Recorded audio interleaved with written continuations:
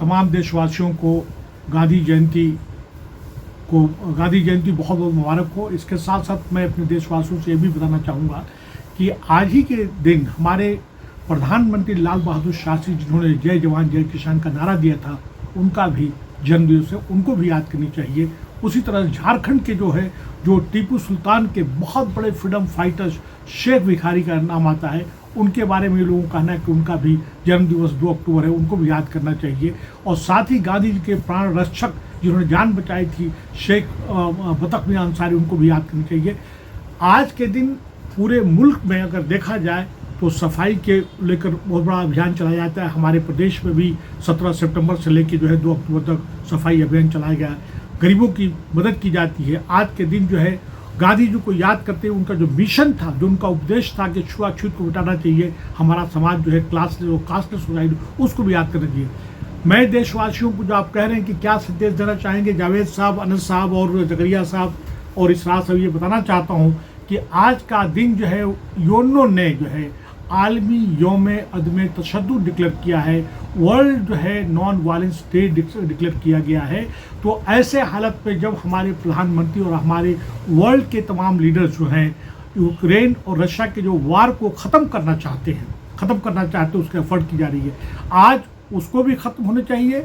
और वर्ल्ड में जो इजराइल जुल्म ज़्यादती कर रहा है अपने पैलेस्टाइन पे, ख़ास करके गज़ा में, और गज़ा के साथ साथ में अगर देखा जाए वेस्ट बैंक में जो उसने काम किया है, उसको भी रोकना चाहिए। उसके साथ साथ में अब जिस तरह से उस एरिया में वायलेंस एस्केलेट कर रहा है, ख़ास करके यमन में, जॉर्डन में और लेबनान में, सीरिया में, ये तमाम उसको डी एस्केलेट के लिए वर्ल्ड लीडर्स को काम करना चाहिए। और यूएनओ के अगर देखा जाए तो मैं तो मुझे पता नहीं आपको अच्छा लगे बुरा लगे, यूएनओ की उसकी ड्यूटीज़ हैं, जो उसके दायित्व है, जो उसका फ़राइज़ है, वो कहीं न कहीं वो फेल हो चुका है, उसके रहते हुए तमाम जगहों पे हो रहा है। और ये इजराइल अगर देखा जाए, पहले भी मैं बहुत पहले कई बार लिख चुका हूँ, बोल चुका हूँ कि एक तरह से यूरोपियन कंट्रीज़ का जो वर्ल्ड पावर है, ख़ासकर जिसमें अमेरिका है, वहाँ पे उन्होंने एक तरह से आउटपोस्ट के लिए इस्तेमाल कर रहे हैं। और इस तरह से मिडिल ईस्ट में डिस्टेबलाइजेशन हो गया है। वहाँ पे हमको ये टेंशन इसको डी एस्केलेट करना चाहिए और इसको ख़त्म करना चाहिए। और गल्फ़ कंट्रीज़ का भी रोल बहुत इंपॉर्टेंट है। जो मुस्लिम ममालिक हैं वो भी बिल्कुल खामोश है, उसको इकनॉमिक तौर पे उसको बाइकाट करना चाहिए। तमाम उसके इजराइल के जो प्रोडक्ट्स हैं, जितने भी उसके प्रोडक्ट्स हैं, उनको बाइकाट करना चाहिए। उसकी हालत ख़राब हो जाएगी और उसको हमें कंडेम करना चाहिए। मैं उसको कंडेम करता हूँ। मैं वो वहाँ का जो प्राइम मिनिस्टर बेंजामिन नेतन्याहू है, वो अपने आप को बचाने के लिए, अपने सत्ता में रखने के लिए लगातार जुल्म ज़्यादती कर रहा है। जितनी जुल्म ज़्यादती पैलेस्टाइन के साथ हुआ, जब से ये वहाँ पे उनकी प्रॉपर्टी थी, उनकी टेरिटरी थी, उनका ज़मीन था, उस पर आके घुस के बस के उन्हीं को वो बेदखल कर दिया गया है। जब तक इजराइल वहाँ पे रहेगा, वहाँ पे मिडिल ईस्ट में सुकून पीस कायम नहीं हो सकता है।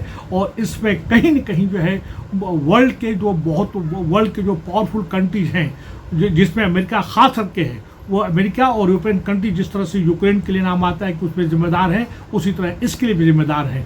मैं कुल मिला के ये बात कहना चाहूँगा कि हमारे मुल्क के 2 बहुत बड़े लीडर, जिसमें कि अपने राष्ट्रपिता महात्मा गांधी, उसी तरह से अपने डॉक्टर भीमराव अम्बेडकर में हैं, उनको पूरी दुनिया में सब लोग उनको जानते हैं। और अगर हम इस मुल्क पे याद करते हैं तो यहाँ के लीडर, हमारे खास के प्रधानमंत्री जी को भी काम करना चाहिए कि वहाँ पे यूक्रेन में उन्होंने पहल किया था, रशिया और यूक्रेन में, कि वहाँ पीस हो। तो उसी तरह गल्फ़ कंट्री मिडिल ईस्ट में भी पीस के लिए काम करना चाहिए। जो टेंशन है वो उसको डी एस्केलेट करना चाहिए। और उसके साथ साथ में जो जेनोसाइड हो रहा है वहाँ पे, बच्चों के साथ, औरतों के साथ जुल्म ज़्यादती हो रही है। अगर देखा जाए तो उन्होंने तमाम हॉस्पिटल को, सिविल इस्टेब्लिशमेंट को टारगेट किया है। मैं उसको कंडेम करने के साथ साथ में मैं चाहता हूँ कि वर्ल्ड के तमाम ऐसे लीडर्स जो इंटरनेशनल नॉन वायलेंस या वर्ल्ड नॉन वायलेंस डे की आज बात करते हैं, उन पर उसको काम करना चाहिए।